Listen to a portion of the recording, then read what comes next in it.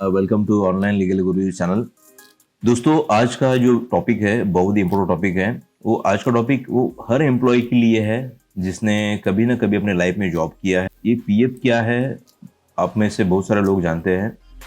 और ये पीएफ के बेनिफिट्स क्या क्या होते हैं, ये पीएफ पीएफ क्यों कंपनी देती है, उसके बारे में बहुत सारे लोगों को पता नहीं होता है। तो ऐसा है, बहुत बार ऐसा ही है कि कंपनी दे रही है, चलो हम इसके लिए हमारे सैलरी स्लिप में दिखता है, हमारा रिडक्शन होता है, तो इसके चलते चल रहा है तो चलने देते लोग, ज़्यादा कोई इन डेप्थ में जाने की कोशिश नहीं करता है। तो जो पीएफ एक्ट है उसके बारे में हम बताएंगे आपको। एंड जो पीएफ के जो बेनिफिट्स है as a PF benefits to the employee and वो द एम्प्लॉयर, एम्प्लॉय के लिए भी बेनिफिट्स है पीएफ के, और एम्प्लॉय के लिए भी बेनिफिट्स हैं। तो ये जो मेजर बेनिफिट्स है आज हम वीडियो के थ्रू कवर करने वाले हैं।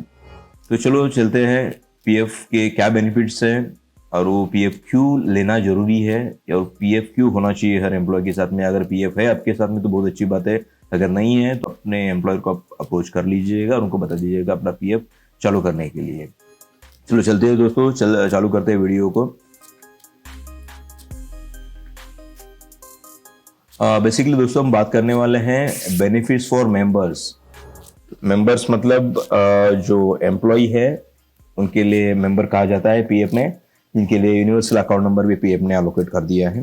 तो उनके लिए क्या बेनिफिट्स है, तो बेसिकली ये मोटिवेशनल टूल है एम्प्लॉयर के पॉइंट ऑफ व्यू से भी, क्योंकि ये मोटिवेशन टूल इसलिए कहा जाता है कि जिसके पास में पीएफ है, तो नॉर्मली ये कहा जाता है कि जो भी कंपनी अपने एम्प्लॉय को पीएफ देती है तो वहाँ पे एम्प्लॉय का जो स्टेबिलिटी है, स्टेबिलिटी ज़्यादा दिन तक रहता है। एम्प्लॉय का रिटेंशन जो है, रिटेंशन ज़्यादा दिन एम्प्लॉय रिटर्न किया जाता है वो कंपनी में, क्योंकि बहुत सारा कंपनीज है उनके पास में पीएफ का बेनिफिट नहीं मिलता है। तो इसलिए जहाँ पे भी पीएफ का बेनिफिट मिलता है वो यहाँ पे एम्प्लॉय कंटिन्यूसली अपना जॉब वही कंपनी के साथ में करता है। ये हमारा एक्सपीरियंस है मार्केट में से। यहाँ पे अश्योर्ड इंटरेस्ट रेट जो है, जो भी अपना कॉन्ट्रीब्यूशन जमा होता है वो कॉन्ट्रीब्यूशन पे पीएफ डिपार्टमेंट 8.10% से अभी फिलहाल का जो करंट रेट है इंटरेस्ट का, उसके हिसाब से इंटरेस्ट पे करता है, जो कि मार्केट में भी फिलहाल कहाँ पे भी कौन सी भी बैंक आपको 8.10 के हिसाब से आपके फंड्स के ऊपर, आपका डिपॉजिट के ऊपर पैसा नहीं देगी। तो PF department the only department which is giving the highest rate of interest in the country. And basically ये जो वीडियो है अपने इंडिया में जो जॉब कर रहे हैं और जिसको पीएफ मिलता है उनके लिए बेसिकली एप्लीकेबल है, और जिनको नहीं मिलता है तो अपने एम्प्लॉयर के साथ इमीडिएटली अप्रोच कर लीजिए, उनको बोलिए अपना पीएफ चालू करने के लिए। नेक्स्ट पॉइंट है जो exemption under income tax act का जो सेक्शन है 80C का, उसके तहत आपको 1.5 लाख रुपीज का एग्जाम्पशन है, जो भी पीएफ आपका डिडक्शन होता है सैलरी में से उसको एग्जाम्पशन दिया जाता है। And universal account number for every member, जैसा बिगिन में बताया था, हर एम्प्लॉय के पास में एक यूनिवर्सल अकाउंट नंबर होता है, जैसा आपका आधार नंबर है वैसा ही यूएन नंबर जिसको हम कहते हैं, वो यूएन नंबर दिया जाता है पीएफ डिपार्टमेंट की तरफ से। एंड आपका जो एक्यूमुलेशन है, एक्यूमुलेशन के अगेंस्ट हर एक को लोन दिया जाएगा हर पीएफ डिपार्टमेंट में। तो लोन का अलग अलग क्राइटेरियाज है, कैसा लोन मिलता है, क्यों लोन मिलता है, कब मिलता है, इसके बारे में हम आगे वीडियो में बात करेंगे।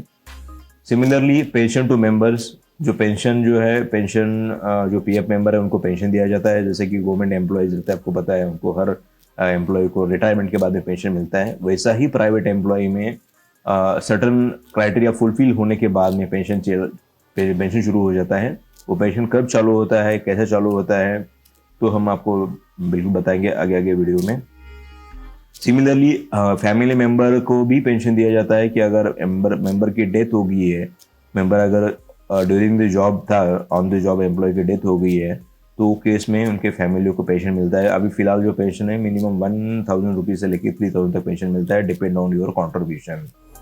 सिमिलरली पीएफ का विड्रॉल का भी बेनिफिट है, जो आपका एक्यूमुलेशन जमा होता है पीएफ के अकाउंट में वो आपको विड्रॉ कर सकते हैं। और विड्रॉ कैसा करना है, उसका प्रोसेस क्या है, इसके बारे में हमने वीडियो बनाया है, वो वीडियो आप देख सकते हैं, उसका लिंक हम डिस्क्रिप्शन में दे देंगे। सिमिलरली नेक्स्ट जो बेनिफिट है ईडीएलआई का। ईडीएलआई का मतलब है employee deposit link insurance scheme. Basically ये जो बेनिफिट दिया जाता है वो डिसेबलमेंट होता है, परमानेंट डिसेबलमेंट या पार्शियल डिसेबलमेंट होता है, या डेथ होता है मेंबर का, उस केस में ईडीएलआई का बेनिफिट दिया जाता है। ईडीएलआई का जो बेनिफिट है वो बेनिफिट 2.5 लाख रुपीज से लेके 7 लाख रुपए तक का बेनिफिट गवर्नमेंट पे करती है, और इसके लिए एम्प्लॉय एज ए एम्प्लॉय आपको कुछ पे करने की जरूरत नहीं होता है।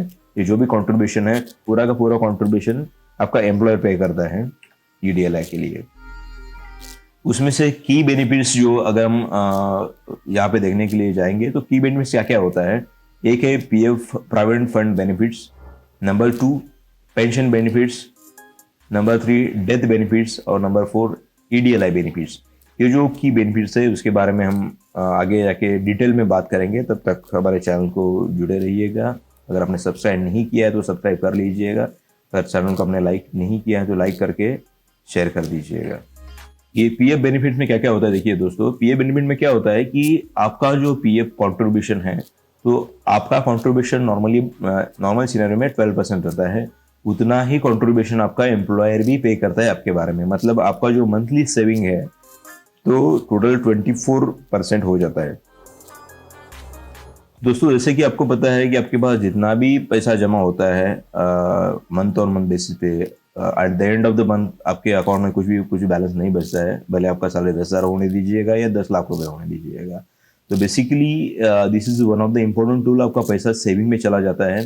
ये जो 24% है, जितना ही परसेंट आपका कॉन्ट्रीब्यूशन खुद का है उतना ही आपका एम्प्लॉयर भी कॉन्ट्रीब्यूट करता है। एंड और एक चीज सबसे इम्पोर्टेंट वाली बात है कि आपके पास में जो सेविंग होता है उसके ऊपर इंटरेस्ट भी दिया जाता है। वो इंटरेस्ट कैसे कितना दिया जाता है हम आगे बात करेंगे इसके ऊपर। एंड अगर जो कंट्रीब्यूशन है, अगर सिक इंडस्ट्री है या वॉलंटरी कवरेज किसी एस्टेब्लिशमेंट लेके रखा हुआ है, तो वो केस में 12% कंट्रीब्यूशन पे करने की जरूरत नहीं है। उस केस में आपको 10% का कंट्रीब्यूशन पे करना पड़ता है एज ए एम्प्लॉयर, और 10% कंट्रीब्यूशन एज ए एम्प्लॉय को ही पे करना पड़ेगा।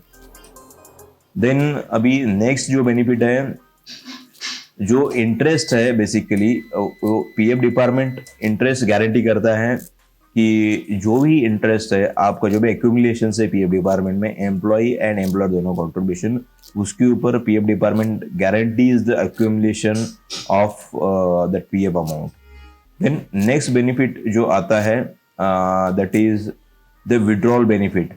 जो भी एम्प्लॉय के पास में पीएफ एक्यूमुलेशन जमा हुआ है तो उसका आपको एक्सट्रीम फिनेंशियल जो इमरजेंसीज है उस केस में आपका पीएफ विड्रॉल कर सकते हैं। उसमें आपको एडवांस ले सकते हैं, और विड्रॉल एज एन एडवांस के तौर पे विड्रॉल होता है।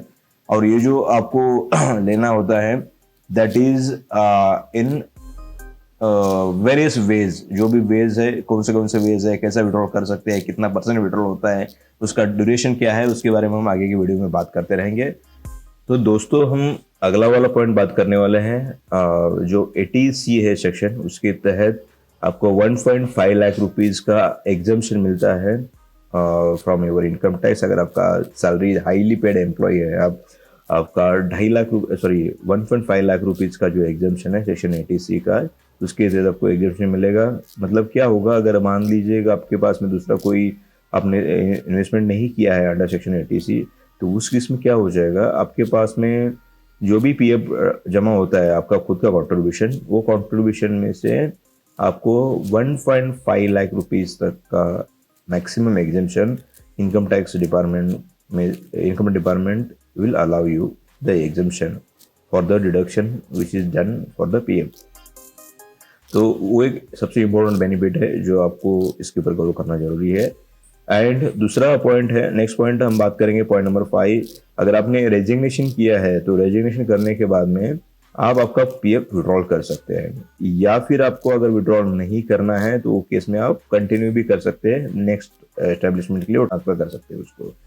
और आपके पास में मान लीजिएगा मल्टीपल कंपनीज में आपने जॉब किया है और आपके पास में अगर यूएएन नंबर है, तो वो केस में क्या करना पड़ेगा, मल्टीपल कंपनी का पीएफ अकाउंट मल्टीपल अकाउंट रहता है आपके पास में, भले यूएन नंबर आपका एक क्यों ना हो, तो वो केस में क्या करना पड़ेगा आपको, वो जो पीएफ डिपार्टमेंट में अलग अलग आपको मेंबर आईडी दिया हुआ है, तो मेंबर आईडी यूएन के तहत आप चेक कर सकते हैं कि कौन सी कंपनी में आपने कहाँ पे कितना दिन का जॉब किया है, पीएफ अकम्युलेशन कितना है, वो मेंबर पासवर्ड में जाके देख सकते हैं। अगर उसका भी लिंक हमने वीडियो में दे दिया है आपको, अगर आपको पता नहीं है कैसा देखना है तो आप जाके चेक कर सकते हैं आपका बैलेंस कितना है, और आपने कौन से कंपनी में काम किया था, और आपके पास कितना पीएफ पेंडिंग पड़ा हुआ है, रिस्पेक्टिव कंपनी में कितना पीएफ का भरा हुआ है, तो वो पीएफ आपको एक जगह पे लेके आ सकते हैं। You can transfer that to single EVN. और अभी फिलहाल जो है पैसे, पहले तो ऐसा था कि अलग अलग कंपनी में अलग अलग यूएन नंबर जनरेट किए जा रहे थे। अभी फिलहाल सिस्टम को डिपार्टमेंट में कट शॉर्ट करते हुए आपके आधार के साथ में हर एक को लिंक कर दिया है। तो आपके साथ में सिंगल यूएन के साथ में ही आपको आपका पीएफ आपको जो नया कंपनी जहाँ पे जाओगे अब आपको जैसे आपको आधार नंबर देंगे उसमें से कंपनी को पता चला जाएगा कि आपका यूएन नंबर पहले से था या नहीं था। भले आप यूएन नंबर दो या मत दो, कंपनी को पता ही चल जाएगा एस्टेब्लिशमेंट को आपने पहले कहाँ पे जॉब किया था। Then employee contribution and interest जो है, बेसिकली अभी फिलहाल जो एम्प्लॉयर कंट्रीब्यूशन जैसा हमने बिगिनिंग में बता दिया था कि आपका एम्प्लॉयर 12% का इंटरेस्ट यहाँ पे जमा कर, 12% कंट्रीब्यूशन आपके पीएफ के तहत कंपनी जमा कर देगा। जितना ही आपका कंट्रीब्यूशन हो उतना आपका एम्प्लॉयर भी कंट्रीब्यूट कर देगा। तो फिर इसमें एक चीज आता है कि वॉलंटरी पीएफ प्राइवेट फंड, ये वीपीएफ रहता है, वो डिपेंड करता है कि वॉलंटरी पीएफ आपका एम्प्लॉयर आपको अलाउ कर रहा है या नहीं कर रहा है। तो वीपीएफ रहेगा तो एडिशनल 6% का इंटरेस्ट कंट्रीब्यूशन आप टॉपअप कर सकते हैं और 18% का कंट्रीब्यूशन आप पे कर सकते हैं डिपार्टमेंट को। और जो भी इंटरेस्ट आपका जो भी एक्यूमुलेशन जमा हुआ है तो एक्यूमुलेशन के ऊपर आपको 8.10 के हिसाब से आपको इंटरेस्ट दिया जाएगा बाय द पीएफ डिपार्टमेंट। तो ये की बेनिफिट्स के बारे में हमने बात कर लिया दोस्तों। अगर इसी से रिलेटेड आपका कुछ क्वेरी है, सवाल है, आप कमेंट बॉक्स में डाल सकते हैं, हम उसको रिप्लाई कर लेंगे। तो नेक्स्ट पॉइंट है दोस्तों डेथ बेनिफिट। डेथ बेनिफिट में क्या होता है कि मान लीजिएगा कि अगर किसी भी मेंबर का ड्यूरिंग द जॉब डेथ होता है तो वो केस में क्या होता है कि आपका जो पीएफ एक्यूमुलेशन जमा हुआ है वो that accumulation is been given to the family और the nominee of the member. मतलब क्या है दोस्तों कि आपका जो नॉमिनी अपने नॉमिनेशन फॉर्म भरा हुआ है, नॉमिनेशन फॉर्म कैसा भरना है अगर आपको पता नहीं है तो उसका भी हमने लिंक डिस्क्रिप्शन में दे दिया है। तो नॉमिनेशन आपको नहीं भरा है तो फटाफट सिस्टम में जाके आपका नॉमिनेशन ऑनलाइन नॉमिनेशन कर लीजिएगा, क्योंकि अगर आपने नॉमिनेशन नहीं किया तो बाद में आपके फैमिली को बहुत बड़ा तकलीफ होने वाला है।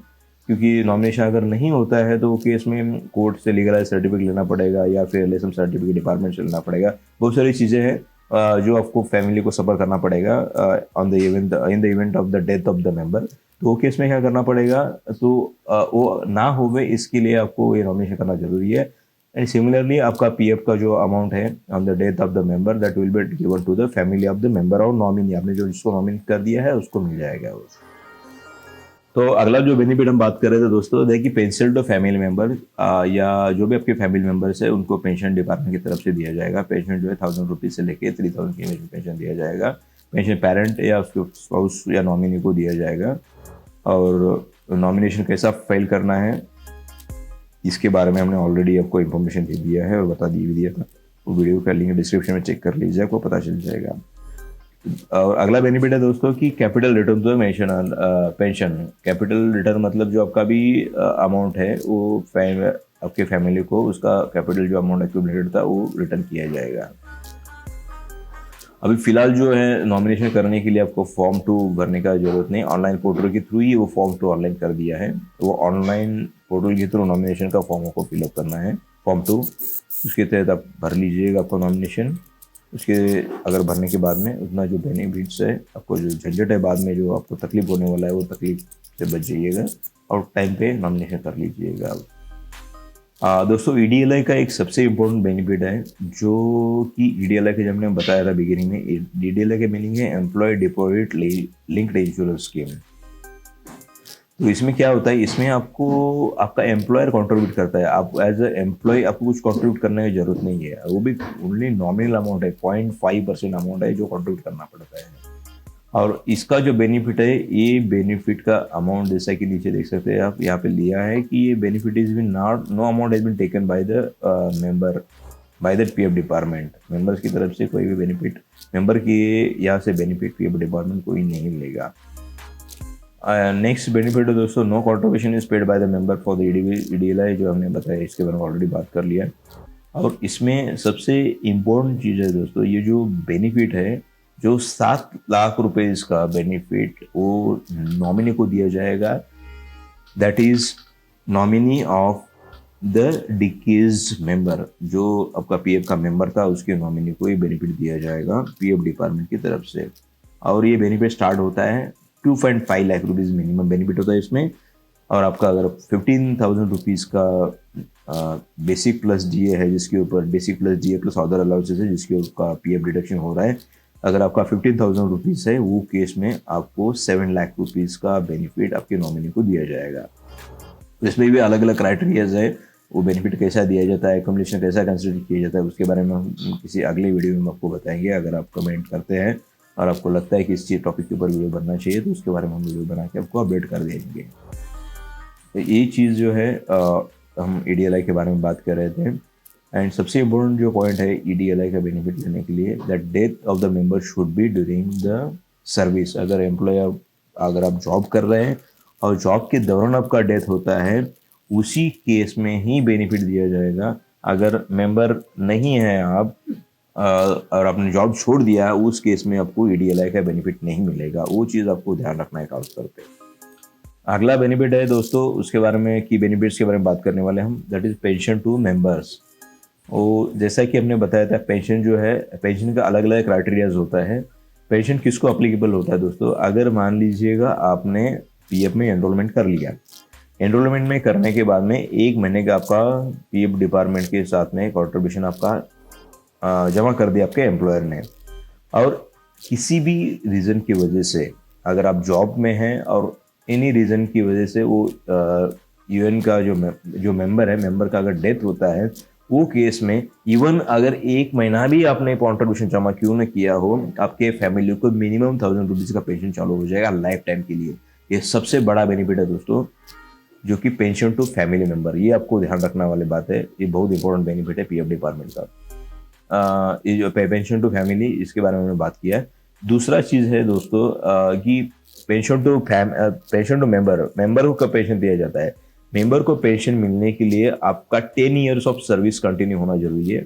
अगर आपने 10 साल का सर्विस कंप्लीट किया है पीएफ डिपार्टमेंट के साथ में, तब आपका पेंशन आपके लिए आफ्टर 50 ईयर्स, या फिर वॉलंटरी पीएफ लेना है 50 ईयर्स के बाद में आप ले सकते हैं वीपीएफ, जिसको वॉलंटरी पेंशन ले सकते हैं आप, जिसको वॉलंटरी पेंशन बोलते हैं। या फिर अगर आपको आफ्टर 58 100% पेंशन लेना है तो वो आप ले सकते हैं।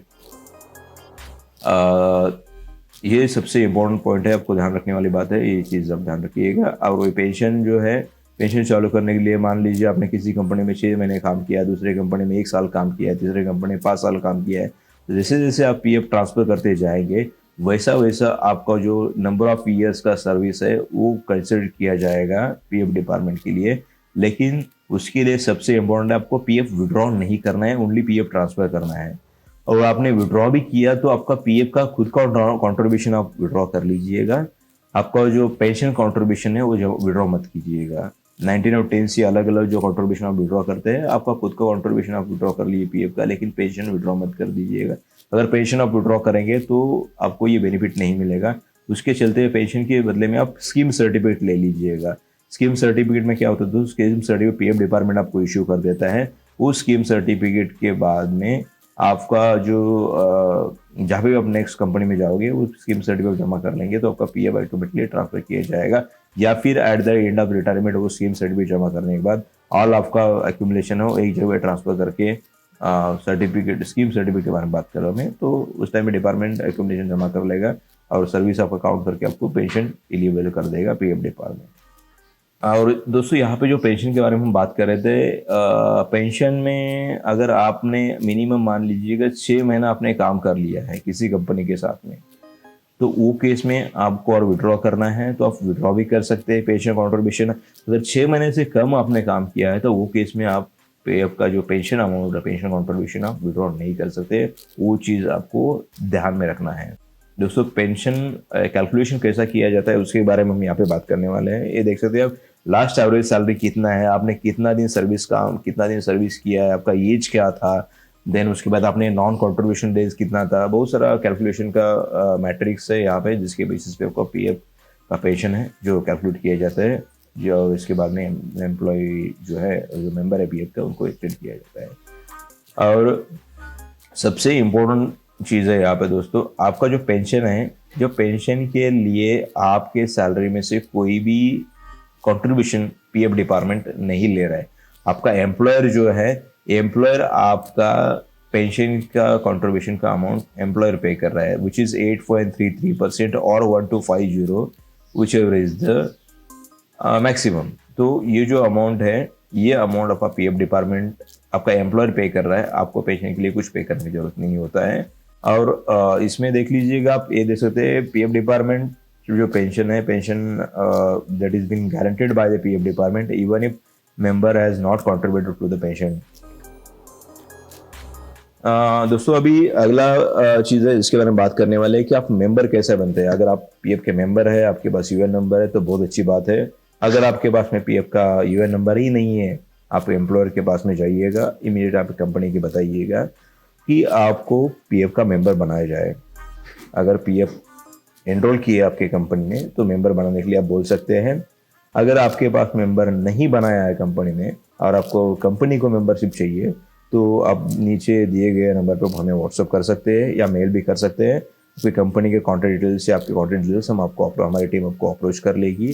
दोस्तों यहाँ पे इंपॉर्टेंट जो बात है जिसके बारे में बात करने वाले, provident fund, employees provident fund act and miscellaneous provision जो एक्ट है 1952 का, उसके तहत अगर आपके पास में 20 से ज़्यादा मेंबर है कंपनी के पास में, 20 से ज़्यादा एम्प्लॉय आपके पास में रोल पे है, तो आपकी कंपनी को आपको पीएफ में एनरोल करना ही करना है।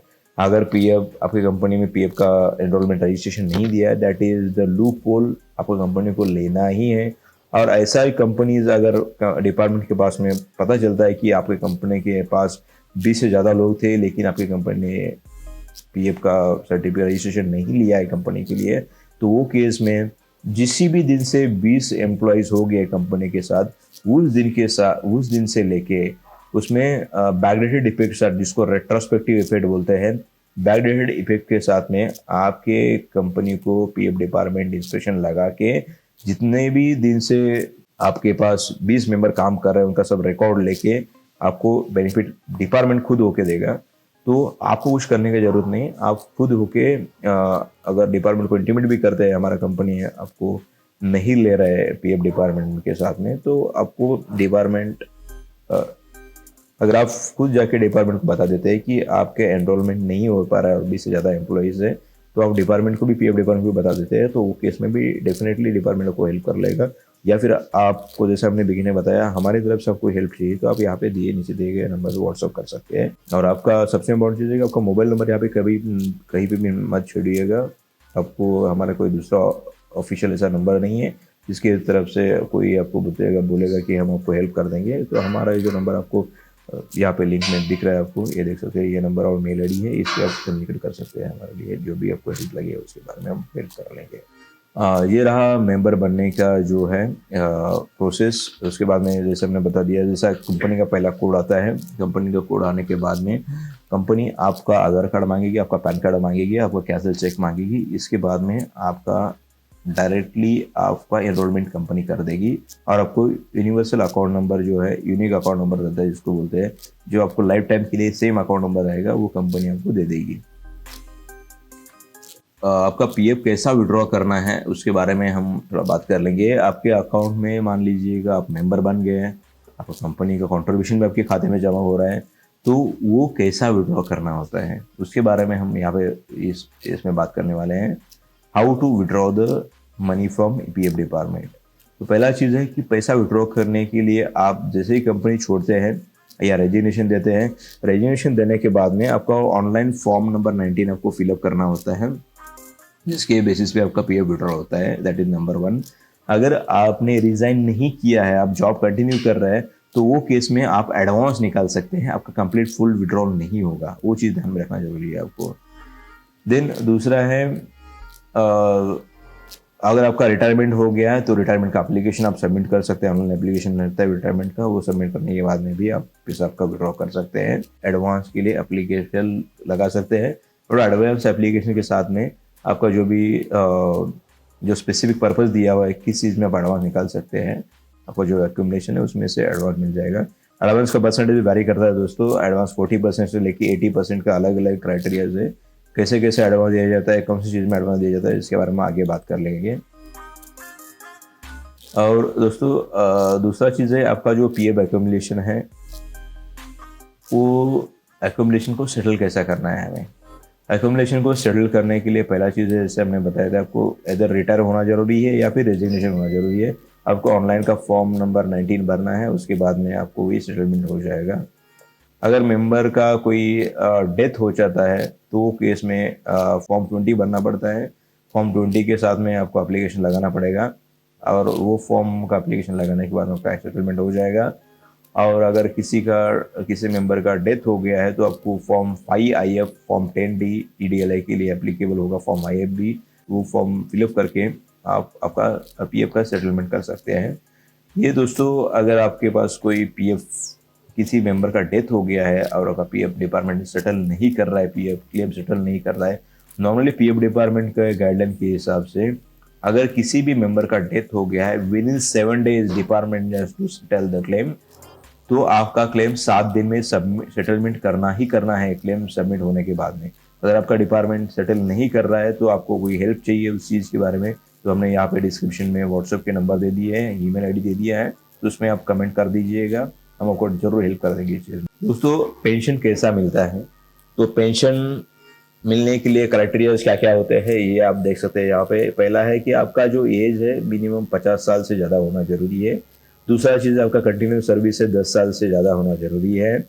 एंड अगर आपके पास पुराना कोई पेंशन अकाउंट जरूर नहीं होना चाहिए, सबसे इम्पोर्टेंट बात है, ये आपको ध्यान रखना है।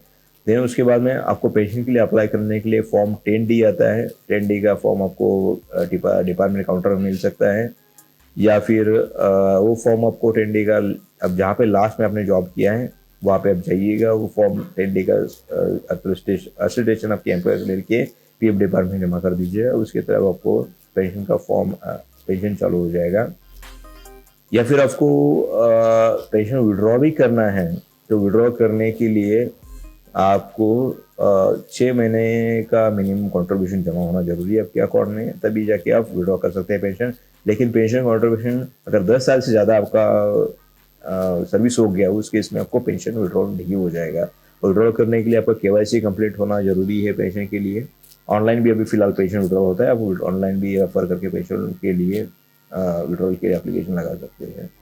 और ये जो पेंशन है, पेंशन आपका जो डिस्ट्रीब्यूशन होगा वो डेजिग्नेटेड बैंक से उसके ही यहाँ पे दिया जाएगा। जैसे कि पोस्ट ऑफिस में अगर आपका अकाउंट है तो पोस्ट ऑफिस में पेंशन जमा हो जाएगा आपका, या पे SBI है, ओवरसीज बैंक है, HDFC, ICICI, UTI, ऐसे जो भी बैंक्स हैं, एक्सिस बैंक, ये बैंक में आपका पेंशन जमा हो जाता है। अगर आपका कोई नॉर्मल अकाउंट है जहाँ पे आपने पेंशन के लिए अकाउंट ओपन कर दिया है, जैसे कि कोई कोऑपरेटिव बैंक अकाउंट है या फिर लोकल बैंक अकाउंट है, वो अकाउंट नहीं चलेगा पेंशन विड्रॉ के लिए, आपको ये चीज़ ध्यान रखना है। दोस्तों, पेंशन कब अप्लाई कर सकते हैं, कभी भी कौन सा सिचुएशंस है जब आप पेंशन के लिए अप्लाई कर सकते हैं, आप देख सकते हैं यहाँ पे।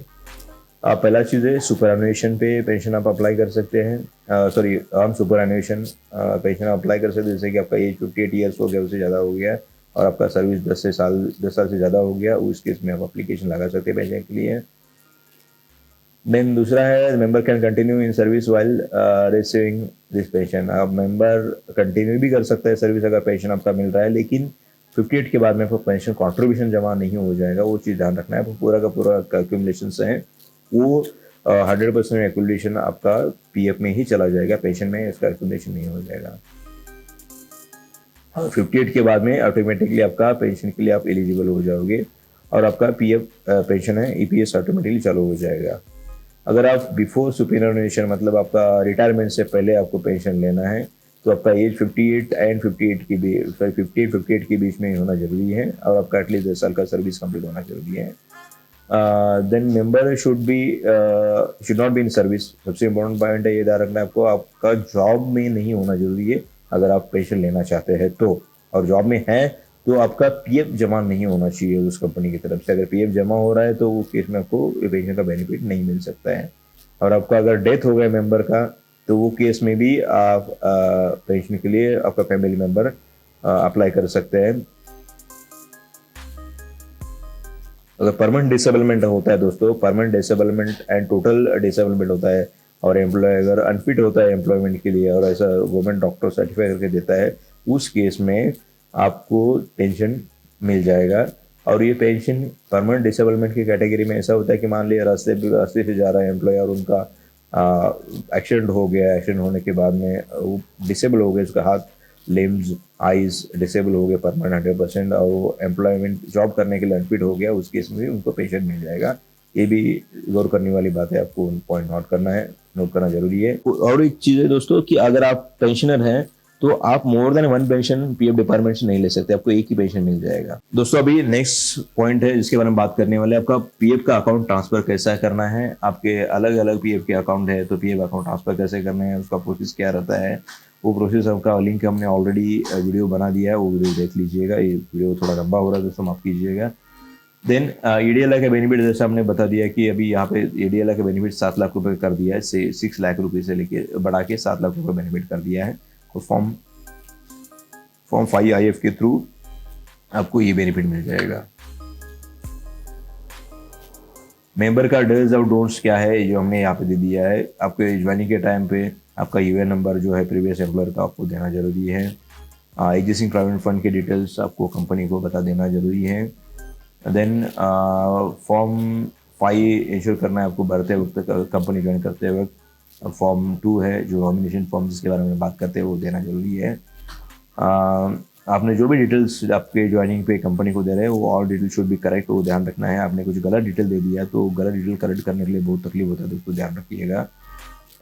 हमने एक्सपीरियंस से हम बता रहे हैं कि बहुत सारा तकलीफ हो जाता है, कोई ऑफलाइन फॉर्म करेक्शन का फॉर्म भर के वो डिपार्टमेंट इजीली करेक्ट नहीं करता है वो डिटेल्स।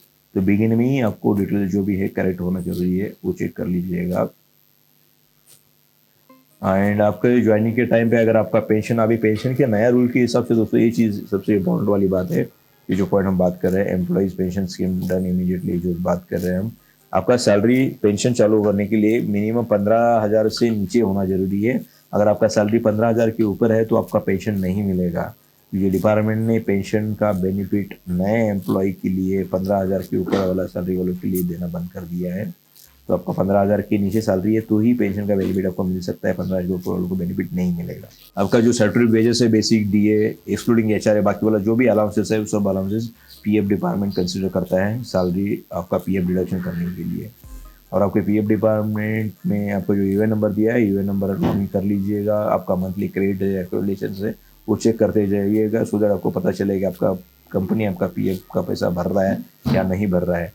और यूएन अगर आपका कैसा एक्टिवेट करना है, आपके पास यूएन नंबर दिया हुआ है कंपनी ने, तो उसका भी लिंक हम डिस्क्रिप्शन में दे देंगे। और मेंबर कार्ड में ये कंटिन्यूशन में नेक्स्ट पॉइंट है, जो हम आपका जो आपको कंट्रीब्यूशन आपको इन्हांस करना है, जो 12% से लेके 18% से लेके जाना है, तो आप आपके एम्प्लॉयर को अप्रोच करके आपका कंट्रीब्यूशन अमाउंट है वो बढ़ा सकते हैं।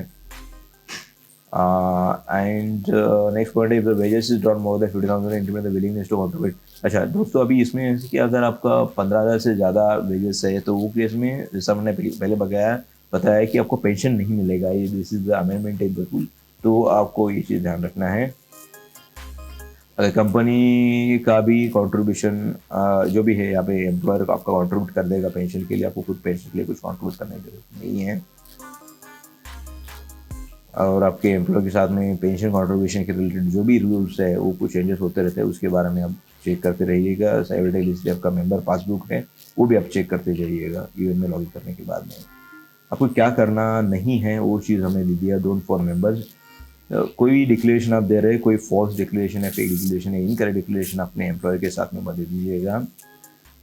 आपका एम्प्लॉयर जो है, don't allow employer to deduct his own share and contribute और administrative charges payable by and for your wages. आपका जो भी कंट्रीब्यूशन आपका एम्प्लॉयर डिडक्शन करता है, वो डिडक्शन खाली आपका पेंशन का डिडक्शन नहीं कर सकता है आपके सैलरी में, वो ध्यान रखना है। जो भी 12% डिडक्शन होगा, 12% में से 8.33% पेंशन मिल जाएगा, 3.67 आपके पीएफ मिल जाएगा। आपको एम्प्लॉयर को आपके डिडक्शन आपके सैलरी में से पेंशन के लिए डिडक्शन करने का राइट नहीं है एम्प्लॉयर के साथ में। और don't pay any allowances wages to the third party who is like claiming that they will do the contribution for pension on your behalf। ऐसा कोई भी रूल नहीं है दोस्तों। अगर कोई थर्ड पार्टी आपको अलग से कोई इन्फॉर्मेशन मांग रहा है, पेंशन हम आपको जमा कर देंगे, आपके अकाउंट में हमें पैसा दे दीजिएगा, और नहीं होगा, आपको एम्प्लॉयर के थ्रू ही आपको ये सब चीज़ें करना पड़ेगा। जो एडवांस विड्रॉल कौन सी चीज़ में होता है दोस्तों, वो देख लेते हैं हम। आपको जो पीएफ आपका जमा हो गया है, तो पीएफ जमा होने के बाद में आपका एडवांस कौन से केसेस में आप पीएफ का एडवांस निकाल सकते हैं, वो देख सकते हैं यहाँ पे। वो एडवांस, अगर आप एडवांस चार्ज आप जॉब में हैं लेकिन आपको जैसा पीएफ डिपार्टमेंट अलाउ नहीं कर रहा है 100% विड्रॉल के लिए, तो वो केस में ये एडवांस निकाल सकते हैं। ये पॉइंट से पहला चीज़ है दोस्तों, आप मैरिज के लिए, खुद की मैरिज के लिए, आपके फैमिली में स्पाउस, अपने चिल्ड्रन के मैरिज के लिए, खुद की एजुकेशन के लिए, चाइल्ड एजुकेशन के लिए पीएफ के एडवांस के लिए एप्लीकेशन लगा सकते हैं, अर्जी लगा सकते हैं यहाँ पे। खुद का मेडिकल ट्रीटमेंट है, फैमिली का मेडिकल ट्रीटमेंट है, इसके लिए भी आप यहाँ पे अर्जी लगा सकते हैं। आपको कोई भी घर परचेस करना है या रीपेमेंट करना है घर का, उसके लिए अर्जी लगा सकते हैं, एप्लीकेशन लगा सकते हैं, उसके थ्रू आप एडवांस निकाल सकते हैं। आपका कोई प्लॉट आपने परचेस किया है, उसके लिए पीएफ का एडवांस चाहिए, उसके लिए भी आप एप्लीकेशन लगा सकते हैं। लेकिन ये जो चीज़ें हैं दोस्तों, ये घर परचेस करना, देन आपका प्लॉट परचेस करना, या घर में अल्टरेशन करना, वो या घर रिपेयर करना, ये जो चीज़ें हैं, वो केस में आपको एक चीज़ ध्यान रखना है, आपका सर्विस मिनिमम 5 ईयर्स का होना जरूरी है।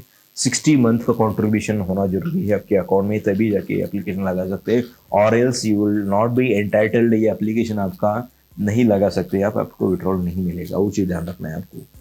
अगर लॉकआउट है, उस केस में भी आपका कंपनी लॉकआउट हो गया, उस केस में आप एडवांस के लिए अर्जी लगा सकते हैं। Withdrawal prior to the retirement के लिए आप विड्रॉ कर सकते हैं, और अदर एडवांसेस में भी आप लगा सकते हैं। जैसे कि अभी कोविड चल रहा था बीच में, कोविड के चलते हुए आप डिपार्टमेंट स्पेसिफिकली कोविड का ही एडवांस यहाँ पे चालू कर दिया था सब एम्प्लॉय के लिए। तो कोविड एडवांस में मिनिमम 40% लेके मिनिमम 50-60% तक का एडवांस आपको अलाउ कर रहा था पीएफ डिपार्टमेंट विड्रॉल के लिए। तो ये क्राइटेरिया दिया है एडवांस पर पीएफ विड्रॉल। मैरिज के लिए क्या क्राइटेरियाज है आप देख सकते हैं। पैरा 68K के तहत आपको मैरिज के लिए सेल्फ, सन, डॉटर, ब्रदर, सिस्टर, इनके मैरिज के लिए आप विड्रॉल के लिए अर्जी लगा सकते हैं। और एजुकेशन सेल्फ, सन, डॉटर के लिए हो सकता है। एलिजिबिलिटी क्राइटेरिया है should complete 7 years of service या 3 टाइम्स ऑफ एंटर सर्विस होना जरूरी है ये एप्लीकेशन लगाने के लिए। और मैक्सिमम एडमिशेबल अमाउंट 50% आप एडमिशेबल अमाउंट निकाल सकते हैं। और जो प्रूफ ऑफ डॉक्यूमेंट क्या होना जरूरी है, monomer certificate including fees payable, school का अगर कोई फीस है तो क्या फीस पेएबल है, तो वो यहाँ पे लगाना जरूरी है। सपोर्ट डॉक्यूमेंट मैरिज का है तो मैरिज इन्विटेशन कार्ड यहाँ पे देना जरूरी होता है। ट्रीटमेंट के लिए अगर कोई आपको मेडिकल ट्रीटमेंट के लिए आपको विड्रॉल करना है तो पैरा 68J के तहत आप सेम एप्लीकेशन के थ्रू, स्कीम के थ्रू आप एप्लीकेशन लगा सकते हैं। जो भी डॉक्यूमेंट रिक्वायर्ड है तो डॉक्यूमेंट आप यहाँ पे दे सकते हैं। ट्रीटमेंट किसका कर सकते हैं, खुद का है। हॉस्पिटलाइजेशन फॉर 1 और मोर मेंबर्स का, और 1 से ज़्यादा मंथ के लिए अगर आपका हॉस्पिटलाइजेशन है उसके लिए भी आप यहाँ पे एप्लीकेशन लगा सकते हैं। मेजर कोई सर्जरी है तो उसके लिए भी आप एप्लीकेशन लगा सकते हैं। TB, then leprosy, paralysis, cancer से रिलेटेड कोई ऐसा ट्रीटमेंट है उसके लिए भी आप एप्लीकेशन लगा सकते हैं। फैमिली में स्पाउस, सन, डॉटर, डिपेंडेंट पेरेंट्स, उसके लिए भी एप्लीकेशन लगा सकते हैं। नो मिनिमम सर्विस रिक्वायर्ड है। अगर आपको मेडिकल ट्रीटमेंट के लिए एप्लीकेशन लगाना है तो आपको कोई भी मिनिमम सर्विस का यहाँ पे क्राइटेरिया नहीं है, कैपिंग नहीं है, आप डायरेक्ट एप्लीकेशन कर सकते हैं। सर्टिफिकेट फ्रॉम ESIC और the employer that ESIC facility not available. अगर आपके लिए ESIC फैसिलिटी अवेलेबल नहीं है तो आपको यहाँ पे उसका सर्टिफिकेट देना पड़ेगा ESIC से, या फिर एम्प्लॉयर से सर्टिफिकेट दे सकते हैं सर्टिफाइंग दैट आपके लिए ESIC कोई भी फैसिलिटी नहीं दिया जा रहा है, या फिर डॉक्टर से हॉस्पिटल के डॉक्टर जो है उनकी तरफ से जो भी चार्जेस है उसके बारे में बैकअप देना जरूरी है। और ESIC के बारे में हम किसी अगले वीडियो में बात करेंगे दोस्तों। ESIC एक बहुत ही इम्पोर्टेंट टॉपिक है जिसमें employ state insurance corporation act 1948 के तहत आपको ESIC का बहुत सारा बेनिफिट दिया जाता है। तो क्या क्या बेनिफिट दिया जाता है, आपका हॉस्पिटलाइजेशन पूरा कम्प्लीटली फ्री होता जाता है। 1 रुपये से लेके 1 करोड़ तक का बेनिफिट, 1 करोड़ तक का जो भी खर्चा है आपके ट्रीटमेंट के ऊपर, वो पूरा का पूरा ESIC डिपार्टमेंट फ्री कर लेता है, आपको कुछ पे करने की जरूरत नहीं होता है। तो ESIC क्या है, उसका कैसा बेनिफिट मिलता है, उसके बारे में हम किसी अलग वीडियो में बात कर लेंगे। और ये वीडियो बहुत भी काफ़ी लंबा हो रहा है तो आप कमेंट करके पूछ सकते हैं। हम ये वीडियो बिल्कुल आपके पास इस चीज़ के ऊपर भी वीडियो बना के इसके बारे में आपको इन्फॉर्मेशन शेयर कर लेंगे। और आपका जो एडवांस मैक्सिमम कितना आप ले सकते हैं अगर ट्रीटमेंट के लिए चाहिए तो 6 टाइम ऑफ वेजेस और full employ share which ever is the less. आपका सैलरी मान लीजिएगा 10,000 रुपये है, जो अपने 10,000 सैलरी है और आपका 1,200 रुपये कॉन्ट्रीब्यूशन जमा हो रहा है, तो 1,200 रुपये का 6 टाइम मतलब 7,200 रुपीज़ और फुल एम्प्लॉय का आपका जितना भी शेयर है विच एवर इज़ लोअर वो आप यहाँ पे लगा सकते हैं।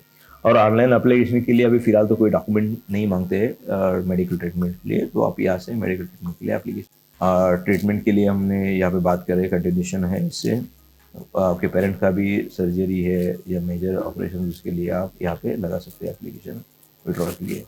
अगर हाउस परचेज के लिए अगर आपको एप्लीकेशन लगाना है पैरा 68B के तहत तो आप एप्लीकेशन लगा सकते हैं और ओनली एक ही बार आपको ओनली 1C मिलेगा ये।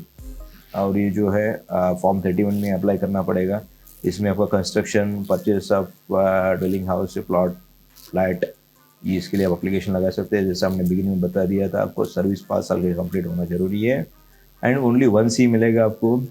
Property should be in the name of the self और स्पाउस और ज्वाइंटली। ये जो प्रॉपर्टी है ये प्रॉपर्टी आपका खुद के नाम से होना जरूरी है कि आपके स्पाउस के या ज्वाइंटली नाम में होना जरूरी है, तभी ये जाके आप एप्लीकेशन के लिए आपका एप्लीकेशन अप्रूव हो जाएगा।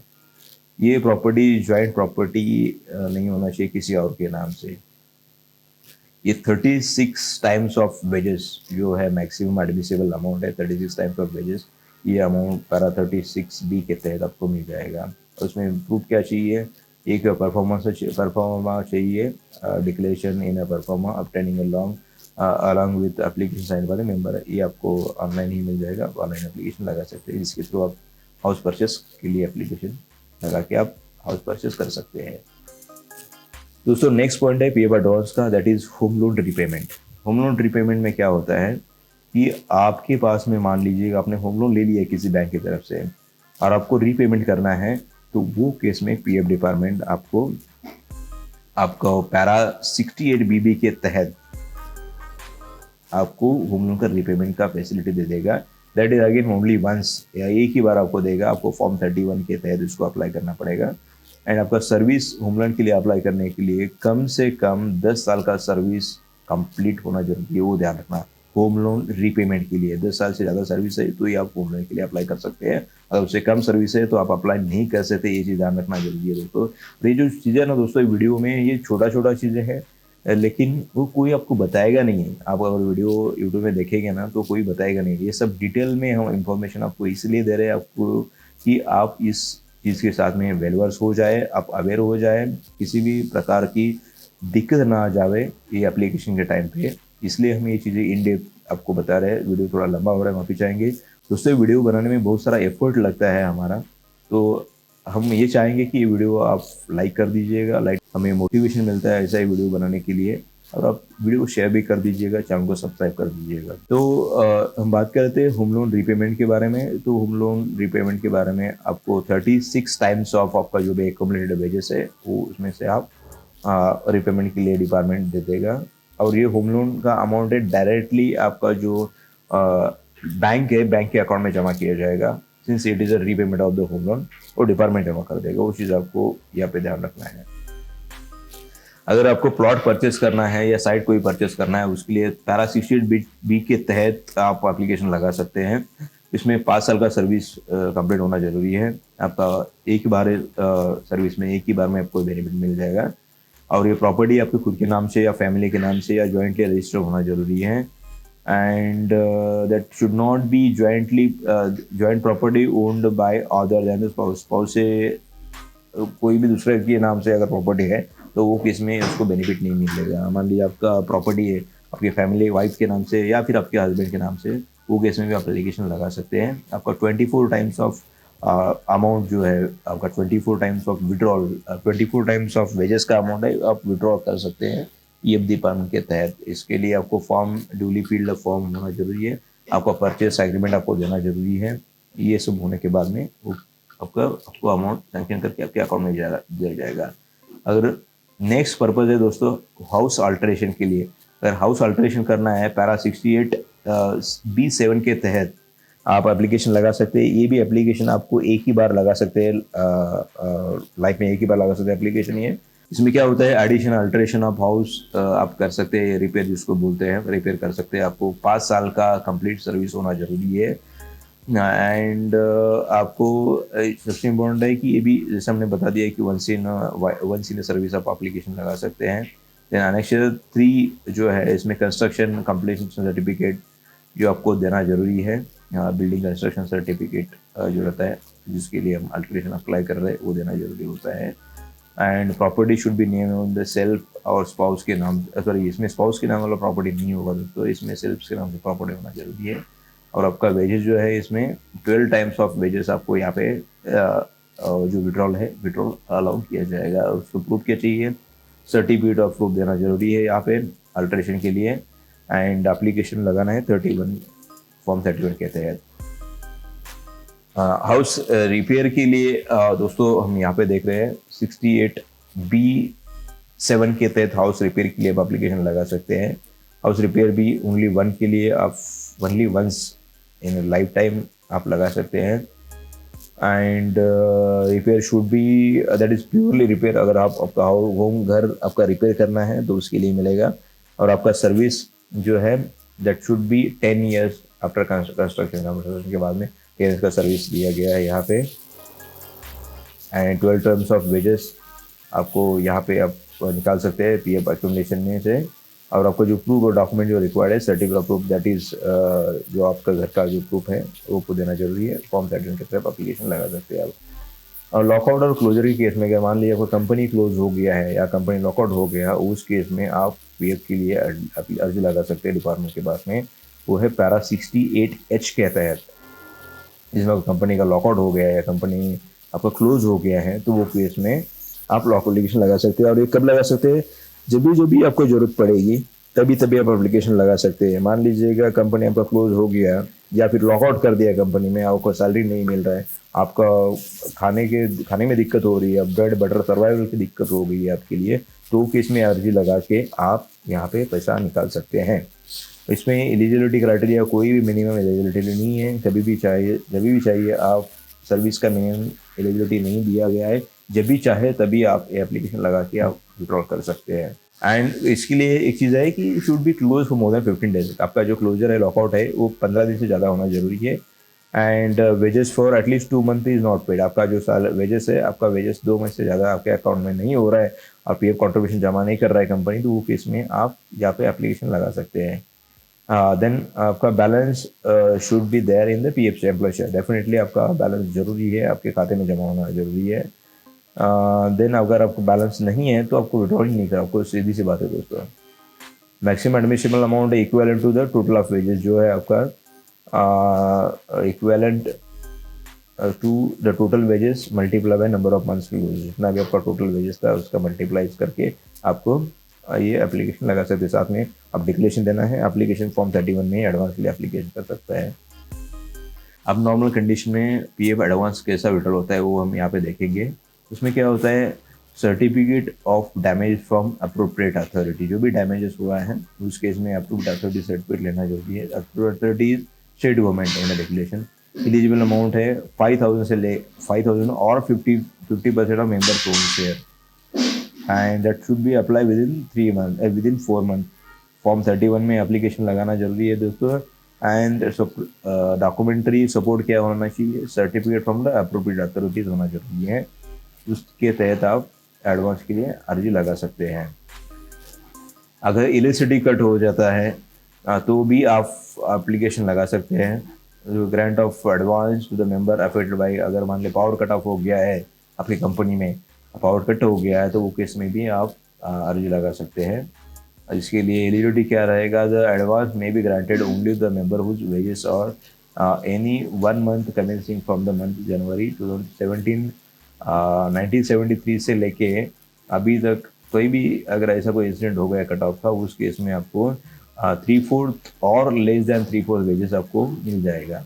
एलिजिबिलिटी फॉर द मंथ और ₹300, ये आपको एलिजिबिलिटी रहेगा। एप्लीकेशन अगेन 31 में लगाना है। डॉक्यूमेंट्री सपोर्ट क्या चाहिए, स्टेट गवर्नमेंट का जो पावर कट ऑफ का सर्टिफिकेट रहेगा सब इलेक्ट्रिसिटी से, वो आपको देना जरूरी है यहाँ पे। एडवांस अगर कोई फिजिकली हैंडीकैप हो गया दोस्तों, तो वो केस में भी एडवांस निकाल सकते हैं। फिजिकली हैंडीकैप मेंबर के लिए ये कोई परचेस करना है इक्विपमेंट, तो उसके लिए ये आप एप्लीकेशन लगा सकते हैं इसके थ्रू। इसके लिए एलिजिबिलिटी क्राइटेरिया क्या है? मेडिकल सर्टिफिकेट फ्रॉम द प्रिस्क्रिप्शनर, जो भी कॉम्पिटेंट डॉक्टर है उनकी तरफ से मेडिकल सर्टिफिकेट लगे कि such and such member is handicap, उनको ये बेनिफिट देना है। तो उस केस में ये एलिजिबिलिटी क्राइटेरिया रहेगा और वो आप अप्लीकेबल कर सकते हैं, एप्लीकेशन के थ्रू एलिजिबल कर सकते हैं। उसके लिए एलिजिबिलिटी अमाउंट क्या है? Basic plus DA for 6 month और own share of the contribution आपको मिल जाएगा, that which is the list, वो मिल जाएगा। इसमें क्या है? The amount of advance is not required to be refunded under the normal circumstances. ये जो अमाउंट है ये आपको नॉर्मल सर्कमस्टेंस के तहत वो रिटर्न देने का जरूरत नहीं है। और ये fix balance in the account will be kept before arriving to the amount of advance. Department क्या करेगा? फिक्स अमाउंट का बैलेंस यहाँ पे रखेगा, उसके बाद में आपको एडवांस क्रेडिट करेगा।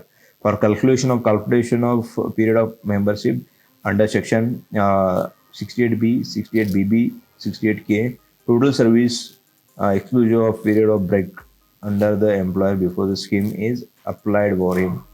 तो ये जो है ये सब पैराज के तहत आपका सर्विस काउंट करने के बाद में आपको फिजिकली हैंडीकैप के लिए मिनिमम बैलेंस रखने के बाद आपको ये अमाउंट आप एप्लीकेशन के लिए लगा के आपको ग्रांट किया जाएगा। तो दोस्तों ये जो था ये बहुत ही लंबा वीडियो था, क्योंकि ये बहुत सारी चीज़ें आपको देना ज़रूरी थे। हम सोच रहे थे ये सब चीज़ें आपको अवेयर होना ज़रूरी है। हमने एंड में वीडियो कट शॉर्ट करने की कोशिश किया है और आपको मैक्सिमम जितना हो सके मैक्सिमम इंफॉर्मेशन आपके पास पहुंचाने की कोशिश की है। तो दोस्तों अगर ये वीडियो आपको अच्छा लगा, पसंद आया, तो वीडियो को जरूर लाइक कीजिएगा, चैनल को सब्सक्राइब कर लीजिएगा, सो दैट ऐसे ही इंपॉर्टेंट वीडियो आपके पास सबसे पहले पहुंच जाए। एंड ये वीडियो को शेयर भी कर दीजिएगा, सो दैट कोई भी आपका नीडी पर्सन है, नीडी दोस्त है जिसको ये वीडियो की ज़रूरत है, तो उनके पास ये पहुंच जाए। और उनको अगर कोई एम्प्लॉयर भी है उनके पास भी पहुंचा दीजिएगा, सो दैट ये वीडियो के थ्रू उनके पास ये इतना अवेयरनेस आ जाएगा। एंड आपको जो भी PF के बेनिफिट है आपका एम्प्लॉयर एक्शन कर देगा। अगर एक्शन नहीं किया है तो बिल्कुल आप आपके एम्प्लॉयर को पूछ के एक्शन करवाने के लिए बोल सकते हैं। तो फिलहाल के लिए इतना ही दोस्तों, मिलते हैं अगले किसी ऐसे इंटरेस्टिंग टॉपिक के साथ में। Thank you, goodbye, have a great day.